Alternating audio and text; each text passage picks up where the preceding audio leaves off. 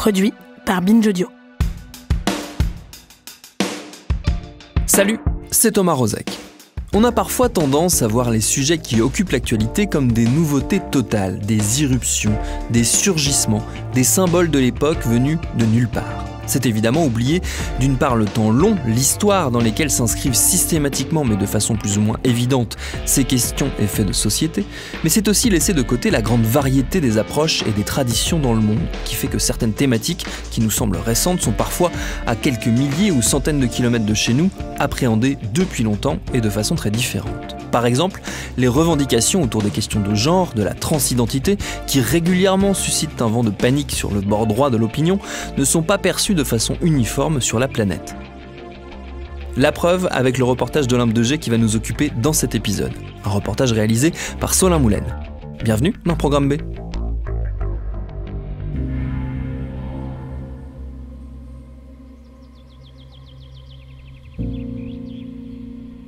On ne naît pas homme.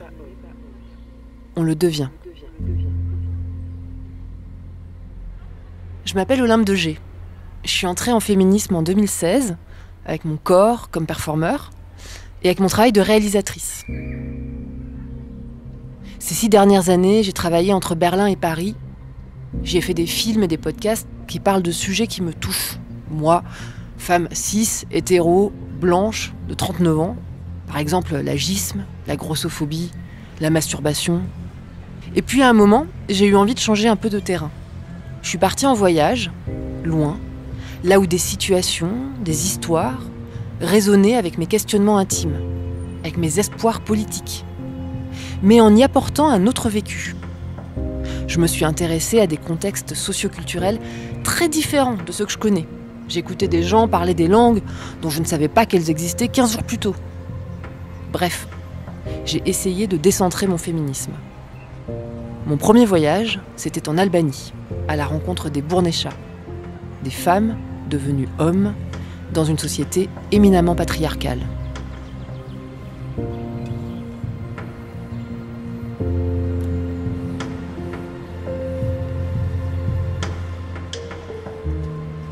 Je suis cisgenre et je m'intéresse à la transidentité depuis plusieurs années.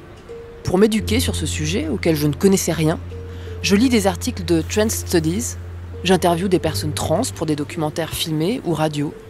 Je suis un diplôme universitaire sur la transidentité à la Sorbonne. Alex, qui a fait des études d'anthropologie, me parle un jour des Bournechas. Il me dit « ça va t'intéresser ». Il a raison. Les Bournechas, ce sont des personnes assignées femmes à la naissance qui se mettent à vivre en hommes. Ça se passe en Albanie, au Kosovo, en Macédoine. Je fais quelques recherches. Et ce qui me frappe, c'est que la tradition des Bournechas est une tradition millénaire, qui persiste depuis le Moyen-Âge. Voilà donc une société chrétienne, occidentale, patriarcale, dans laquelle, depuis le XVe siècle, il est possible de changer de sexe social. Et d'être accepté, valorisé même, par cette nouvelle identité de genre. Apprendre l'existence des Bournechas me remplit de joie. Parce que ça renvoie dans les cordes ces discours réactionnaires qui présentent les identités transgenres comme une tendance actuelle, comme une menace pour la culture chrétienne centrée sur la famille. Et si je suis venue manifester aujourd'hui, c'était pour défendre toutes les valeurs de la famille et les valeurs de la France qui ont toujours été des valeurs chrétiennes. Le wokisme arrive, alors tu peux être non-genré, yel, transgenre, non-genré, yel, homo, gay. Mais je trouve qu'il y a un peu une épidémie aujourd'hui de transgenres, il y en a beaucoup trop. J'aime quand la connaissance permet de démonter les intolérances. J'ai eu envie d'en savoir plus sur les Bournechas. Dans le nord montagneux de l'Albanie, quand une famille n'a pas ou n'a plus de fils, une fille peut devenir homme, ou plutôt Bournecha, comme un homme. Pour acter son changement de genre, la jeune fille fait vœu de virginité. Devenir Bournecha lui permet d'échapper au mariage arrangé et d'accéder à l'héritage de son père, qui est normalement réservé aux garçons. Au lieu de rejoindre la famille d'un époux, elle peut rester vivre dans sa maison et même prendre les armes lors des vendettas. La transition de genre des Bournechas est valorisée dans la société albanaise, mais les Bournechas me semblent rester à certains égards traités comme des femmes. Je ne peux pas m'empêcher de noter que leur sexe reste sous contrôle. Par exemple, si une Bournécha brise son serment de virginité, si elle déroge à l'interdiction d'avoir un partenaire sexuel et donc des enfants, la violence des hommes risque bien de se déchaîner et du sang pourrait être versé. Alex et moi décidons de partir en Albanie. Il est photographe, il prendra des portraits des Bournéchas. Moi, je les interviewerai. On prend nos billets pour Tirana et une fois arrivé, on se met en quête d'une piste. De lecture, en email, nos recherches nous mènent dans la ville montagneuse de Bajramkuri, dans le district de Tropoia, tout au nord de l'Albanie. Sur place, c'est Lulzime, travailleuse sociale spécialisée dans l'assistance aux femmes victimes de violences, qui se révèle être un contact décisif. Elle connaît Ajri, une Bournécha qui vit en ville et qui accepte de nous raconter son histoire. Ajri a les cheveux courts, une cigarette calée sur l'oreille et un air pas commode. Elle marche les 2 mains dans les poches de son pantalon, tête baissée, en roulant des mécaniques. L'expression de la masculinité s'inscrit dans toutes ses attitudes. Pour autant, Lulzime nous demande de genrer Ajri au féminin. Pour rester au plus proche de sa parole, c'est Violeta Makaj, une interprète albanaise, qui traduit les propos de Ajri, puis des autres Bournéchas que nous rencontrerons.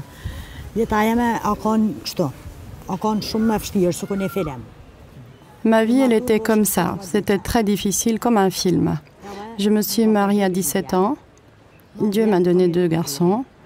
9 ans, j'ai vécu avec mon mari. Après 9 ans de mariage, il y avait la guerre à Kosovo et le tir d'obus, ils ont tué mon mari. Toute la famille, les cousins, ils sont partis à la montagne, dans des petites cabanes. Moi, je suis venue avec 2 enfants. La grande, elle avait 7 ans et demi et le petit, elle avait 6 ans et demi. On est venu à Baramtour. Je n'ai pas travaillé pendant 9 ans. Le petit a commencé le CP, parce qu'elle a commencé à 6 ans. Et ma fille, elle était déjà en CP. C'était très difficile de les élever.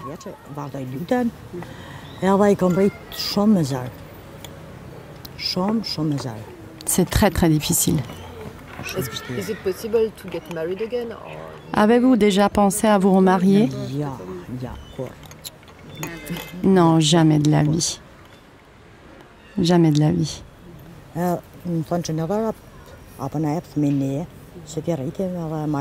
Ça faisait même pas 6 mois après la mort de mon mari. Les gens, ils m'ont demandé si je voulais laisser les enfants et si je voulais me remarier. Ils sont venus même à la maison demander ma main et je refusais.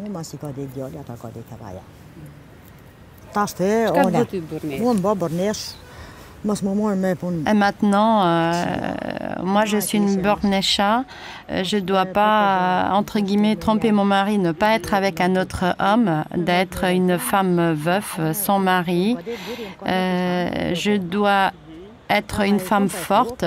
Avant, j'étais une femme avec une robe.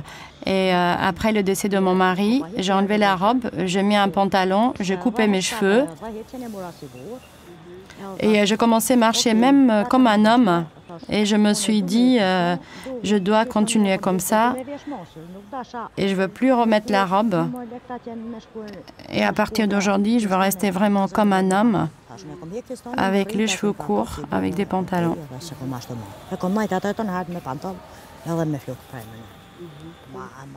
Ils m'ont retiré la pension alimentaire pour que je redevienne comme avant, mais je n'ai jamais accepté. Et finalement, ils m'ont remise jusqu'à ce que mes enfants deviennent majeurs. Normalement, Bournécha, c'est quelqu'un qui se marie jamais, mais moi, je me suis mariée, j'ai 2 enfants et je me sens comme une Bournécha.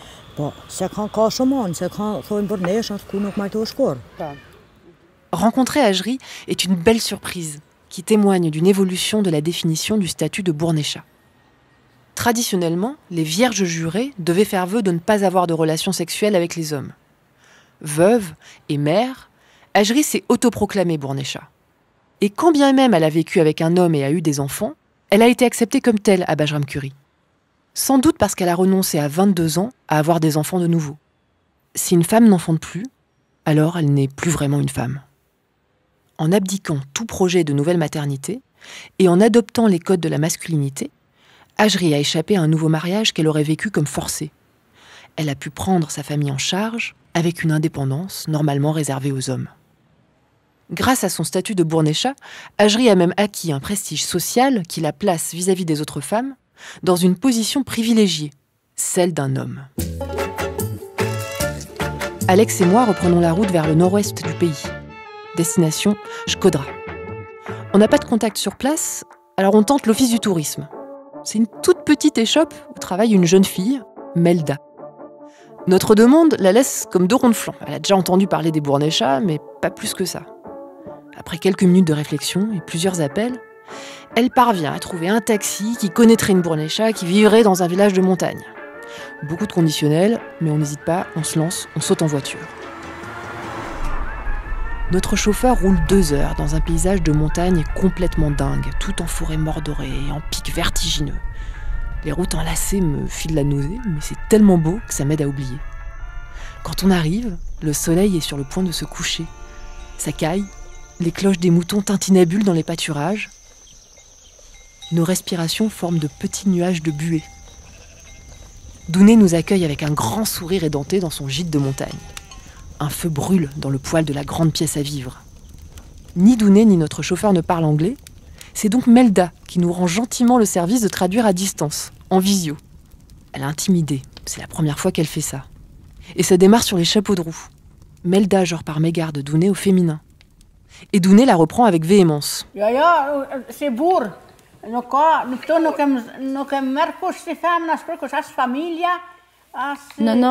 moi je me sens un homme et tout le monde me prend comme un homme. La famille, oui, je me sens un homme. Moi je fais plus de travail que les hommes font car je ne sais pas trop faire le travail que les femmes font. Et depuis l'âge de 23 ans, je travaillais plus du ferraille, des voitures et tout ça. Et dans ma vie, j'ai travaillé à l'époque du communisme. On a beaucoup travaillé. On était très pauvres. Alors, je m'appelle Justina, mais tout le monde m'appelle Douni. Dans ma famille, en fait, on était très pauvres. Mon père, il est décédé et on était 6 enfants. Du coup, moi, je ne me suis pas mariée. Je suis devenue Bournécha pour devenir à l'aide de ma famille. Quand j'étais petite, on était tous pareils.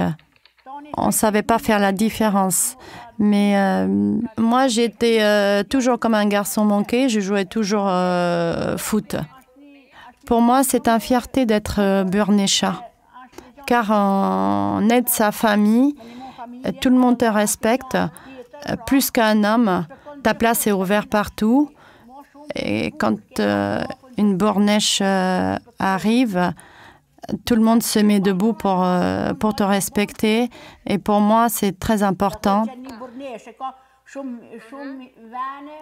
Et je l'aime plus les femmes et les filles parce qu'ils ont souffert tout le temps.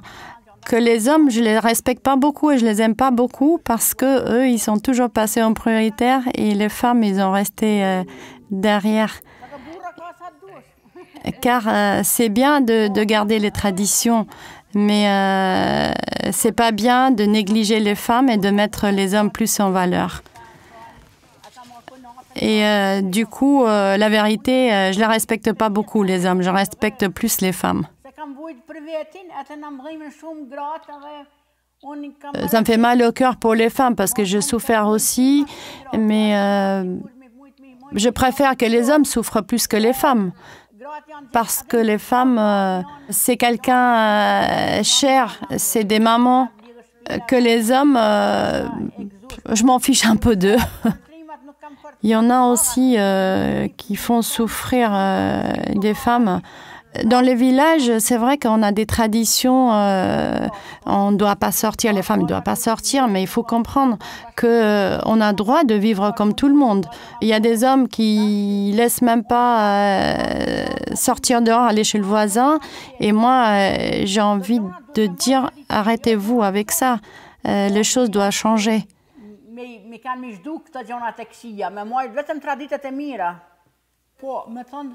En fait, je comprends les femmes mieux que tout le monde. Même si je suis une Bornécha, je comprends parce que je souffre moi-même. Et les femmes souffrent encore aujourd'hui parce qu'ils ont beaucoup de travail. Surtout dans les villages, il y a plus de travail. Aujourd'hui, je pense que les Bornéchas disparaissent petit à petit. Et là, il y a beaucoup de femmes qui l'étudient. C'est pas comme avant, car personne t'empêche d'être un Bornécha, mais le temps a changé. Chacun fait ce qu'il veut. J'ai toujours aimé être une Bornécha, d'être indépendante. Et même aujourd'hui, si quelqu'un me demandait, je le referais avec plaisir.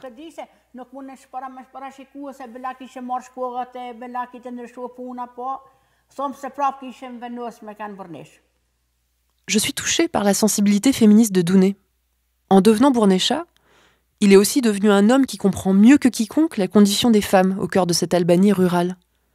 Avant que nous le quittions, Douné nous met en contact avec Diana Lali, la star des Bornéchas. Diana Lali vit à Durrës, au bord de la mer. Nous reprenons notre périple.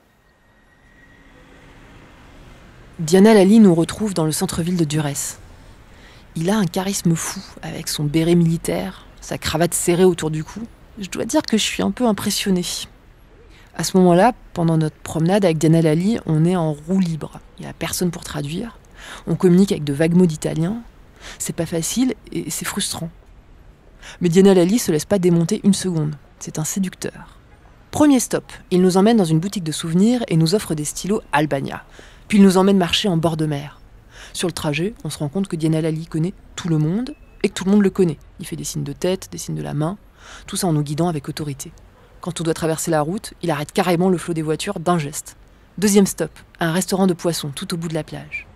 Diana Lali s'installe, commande du vin blanc et plein de trucs frits, allume une cigarette et c'est parti.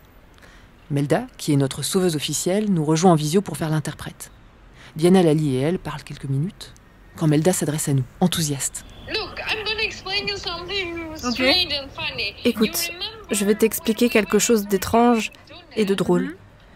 Tu te souviens quand nous avons interviewé Douné ? Je la considérais comme une femme et il m'a dit « Non, je suis Bornécha ». Et j'étais vraiment désolée. Et là, Lali est en train de me dire qu'elle n'a jamais refusé le fait d'être une femme. Mais toute sa vie, elle a fait des choses d'homme. Okay. Lali me dit que s'il était venu me rencontrer à Shkodra, je n'aurais jamais su si c'était un homme ou une femme. Tu vas me dire qui c'est cet homme beau et élégant. Le rapport au genre est profondément individuel. Même dans une société où le genre ne fait pas l'objet d'un discours public qui permet à chacun et chacune de le questionner, même dans la coutume ancestrale et si codifiée des Bornéchas, chaque rencontre nous le confirme. Ajri se genre au féminin, Douné est pleinement un homme, et Lali est une femme comme un homme. L'étymologie même du mot Bornécha. Je m'appelle Diana Lakipe. Je suis née à Tropoia et je vis à Durrës. Aujourd'hui, je suis à la retraite. Je n'ai pas choisi, car avant moi, j'ai perdu un frère que quelqu'un lui a porté le mauvais œil. J'ai perdu un frère comme ça. Après la mort de mon frère, je suis née et mon papa, il disait qu'il y a un garçon qui est né. Du coup, naturellement, je travaillais comme un garçon. J'étais fort, je coupais les bois, je faisais du ski. J'avais que des copains, j'avais pas des copines. Et moi, je suis née comme ça, comme un garçon en fait. Et à partir de 16 ans, je me sentais vraiment un homme. Et ça a été approuvé. Je serai Bornécha jusqu'à la mort. Je veux te poser une question. Pourquoi on ne dit pas homme, mais burnesha? Pourquoi? Je lui ai dit que c'était peut-être parce qu'ils étaient mi-hommes, mi-femmes. Non. Écoute-moi bien. Burnesha, ça veut dire une femme qui a un fort caractère comme un homme. C'est ça la différence.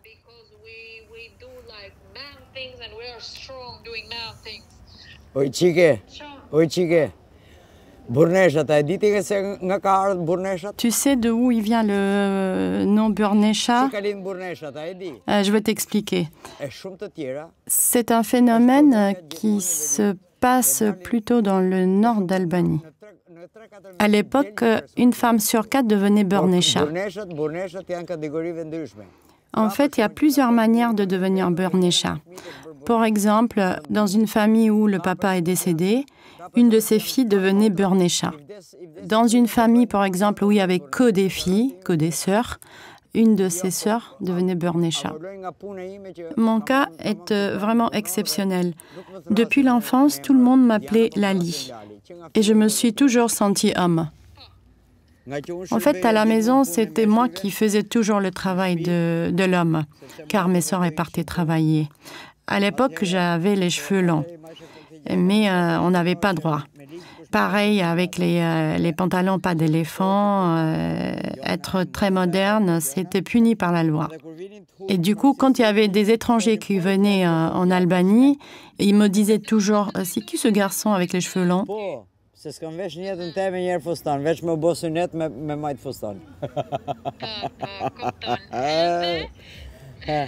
D'après nos informations, aujourd'hui, il n'y a plus de burnesha apparemment.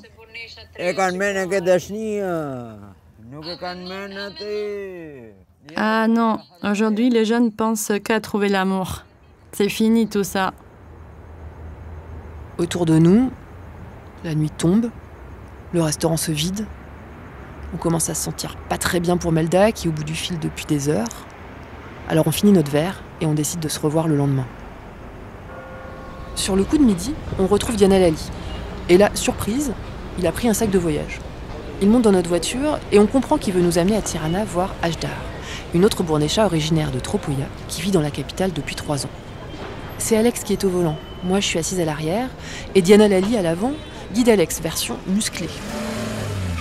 Les commentaires sur sa conduite pleuvent. On ne comprend pas ce qu'il dit, mais avec le ton qu'il emploie et les soupirs, on imagine très bien. Une fois arrivée à Tirana, au feu rouge, Diana Lali se met à pester sur la tenue de jeune fille qui traverse devant nous. Elle porte des jeans moulants. Je suis à 2 doigts de voir rouge, mais exprimer son désaccord quand on a 0 langue en commun, c'est une sacrée paire de manches.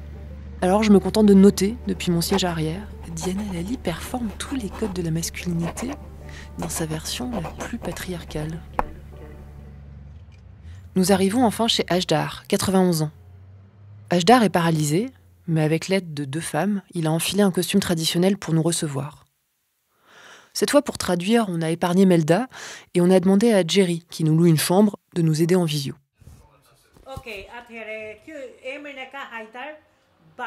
Alors, son prénom aujourd'hui, c'est Haydar Bardi.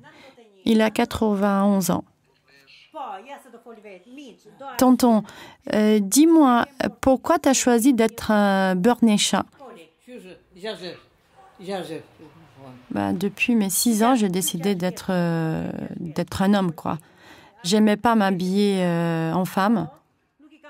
J'aimais m'habiller comme un garçon. Ma mère, non, elle n'a pas voulu accepter. Mon père, il voulait pas en début, mais après, il a fini par accepter.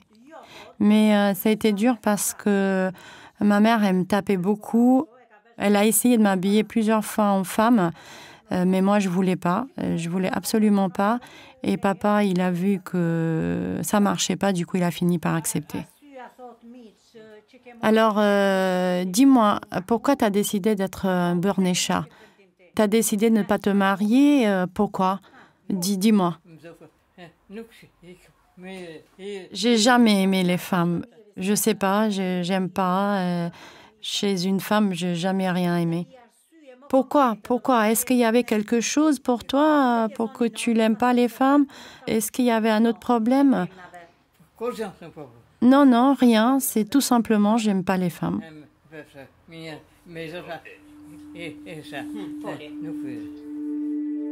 Suffit-il de se dire homme pour en être un?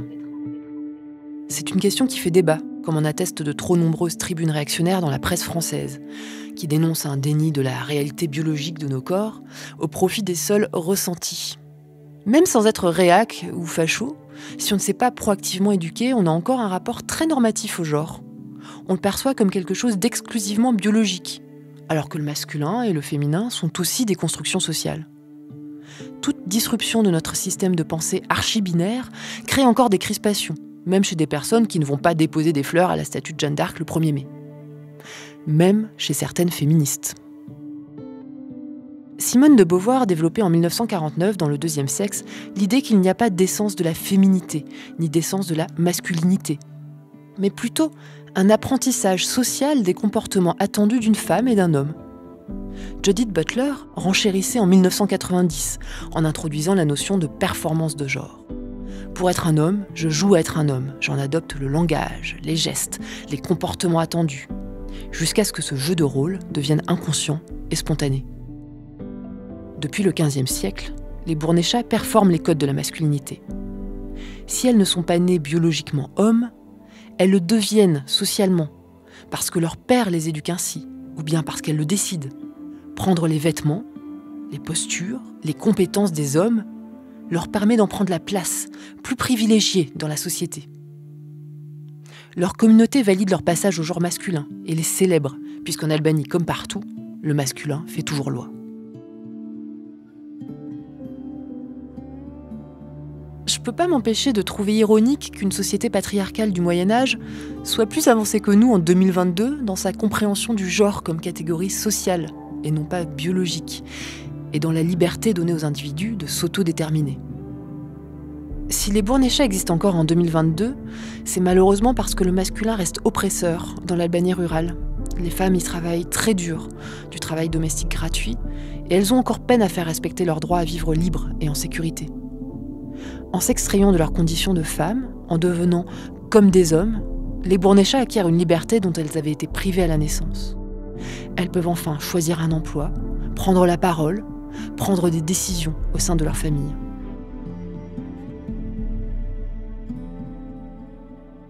Cette tradition survivra-t-elle encore longtemps? Rien n'est moins sûr. Les Bournéchas sont vieillissantes. Et puis, l'émancipation progressive des femmes permet aux jeunes Albanaises d'accéder à une certaine indépendance sans changer de genre, ni faire vœu de virginité. Lulzime, la travailleuse sociale que nous avons rencontrée à Bajram Curry, nous raconte ainsi, la veille de notre départ, l'histoire d'une jeune fille de sa communauté.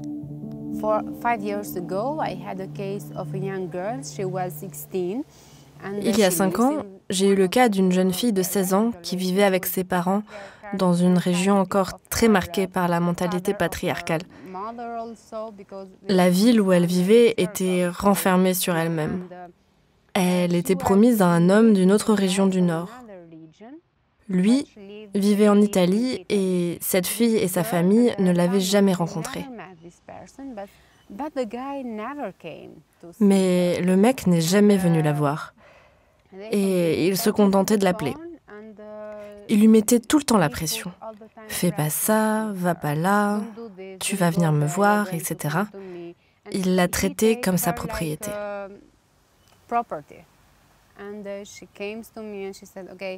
Elle est venue me voir et elle m'a dit « Je suis vraiment dans une situation difficile et je me sens vraiment seule. » On a donc travaillé ensemble plus de 4 mois parce qu'elle n'allait vraiment pas bien. Sa santé mentale était au plus bas. Quand j'ai commencé à travailler avec elle, elle a pris conscience de sa situation, de tout ce qu'elle avait vécu. Elle a dit à ses parents qu'elle ne voulait pas se marier avec cet homme, en précisant « Je ne l'ai jamais rencontré, vous ne l'avez jamais rencontré, et il me met la pression. » Et finalement, ils se sont séparés. Et Dieu merci, sa famille a compris que quelque chose n'allait pas. Il n'était jamais venu la voir, Alors que l'Italie et l'Albanie, c'est vraiment proche.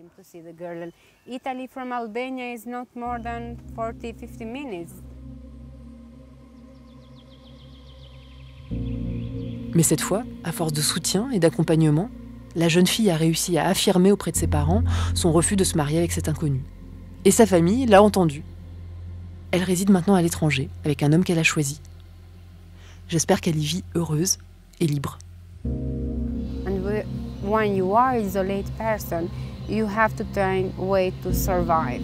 Et quand tu es une personne isolée, tu dois trouver un moyen de survivre. C'est pour cette raison qu'elles deviennent des Bournechas. Parce qu'elles savent que si elles font ça, les hommes ne viendront plus pour les exploiter sexuellement, les traiter comme des objets. Parce que c'est aussi ce qui se passe en Albanie. Beaucoup de femmes sont utilisées pour la prostitution, pour le trafic, et plus spécifiquement le trafic sexuel. Et du coup, elles se sentent protégées de tout ça.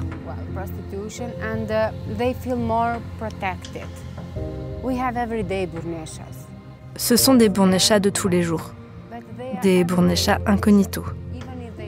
Même si elles ne sont pas habillées en hommes, qu'elles continuent de porter des robes, de se maquiller et de se coiffer, elles doivent survivre. Les femmes, surtout dans le Nord, doivent devenir Bournechas pour survivre et continuer de vivre leur vie. Même si elles ont des enfants, elles doivent survivre.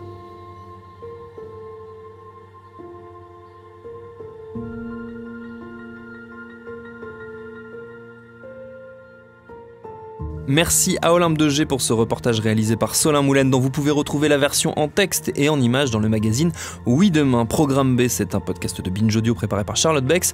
Tous nos épisodes, les anciens comme les nouveaux, sont à retrouver sur toutes vos applis de podcast. Cherchez-nous sur internet si vous voulez nous parler, et à très vite pour un nouvel épisode.